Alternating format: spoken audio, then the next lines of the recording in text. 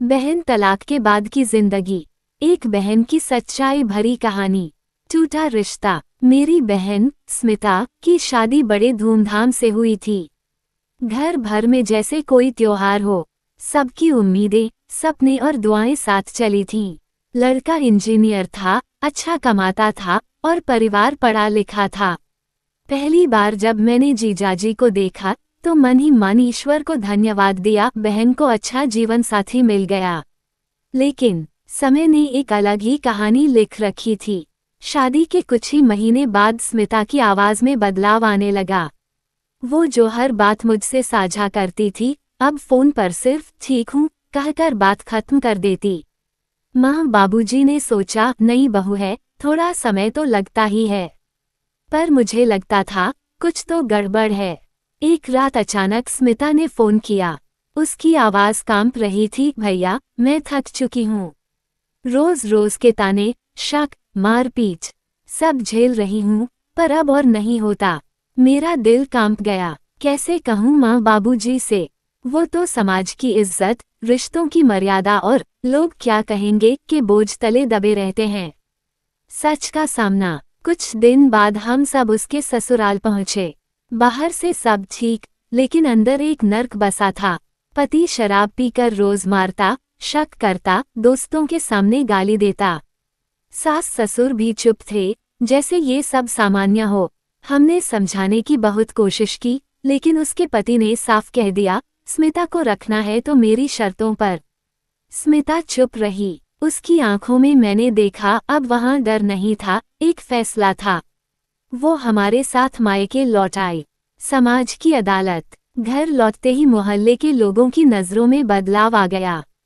रिश्तेदारों के ताने शुरू हो गए, इतनी जल्दी हार मान ली, औरत को तो सहनशील होना चाहिए, अब कौन करेगा शादी तलाकशुदा से। स्मिता रोज सब सुनती लेकिन चुप रहती। वो अब एक नई लड़ाई की तैयारी कर रही थी, खुद से, समाज से, भविष्य से। उसने कहा, मैं अब और नहीं झुकूंगी। हम सबने उसका साथ देने का फैसला किया। बाबूजी ने कहा, इज्जत उसे मिलती है जो खुद को इज्जत देना जानता है।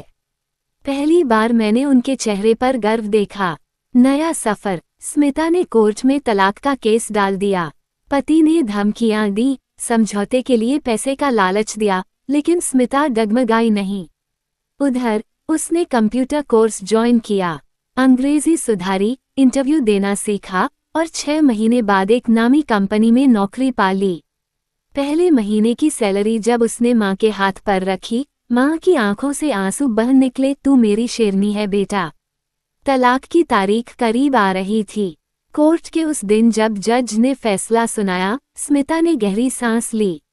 उसने कहा, मैं टूटी नहीं, अब मैं खुद को फिर से बना रही हूँ। खुद से प्यार। अब स्मिता हर दिन दफ्तर जाती, शाम को बच्चों को ट्यूशन देती और कभी कभी महिला सहायता समूह की मीटिंग्स में जाती।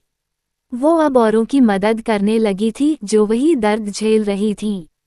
एक दिन मैंने देखा, एक छोटी लड़की रोती हुई उसके पास आई। उसके पिता ने उसकी माँ को मारा था। स्मिता ने उसे सीने से लगा लिया और कहा, तुम्हारी माँ अकेली नहीं है, हम सब उसके साथ हैं। उस दिन मुझे समझ आया, दर्द जब ताकत बन जाए तो इंसान चमत्कार कर सकता है।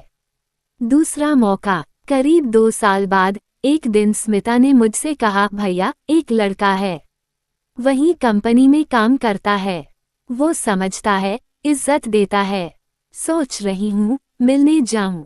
मैं मुस्कुराया। डर था, लेकिन विश्वास उससे भी बड़ा था।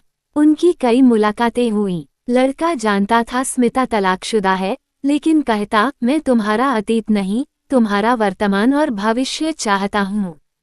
कुछ महीनों बाद स्मिता ने शादी के लिए हाँ कर दी। इस बार शादी सादगी से हुई, कोई शोर शराबा नहीं, बस अपनों की दुआएं और सच्चा साथ। एक नई सुबह। आज स्मिता खुश है। उसका पति उसका दोस्त है, उसके फैसलों में उसकी बराबरी है। उन्होंने मिलकर एक एनजीओ शुरू किया है, जहां तलाकशुदा और पीड़ित महिलाओं को कानूनी, मानसिक और आर्थिक सहारा मिलता है।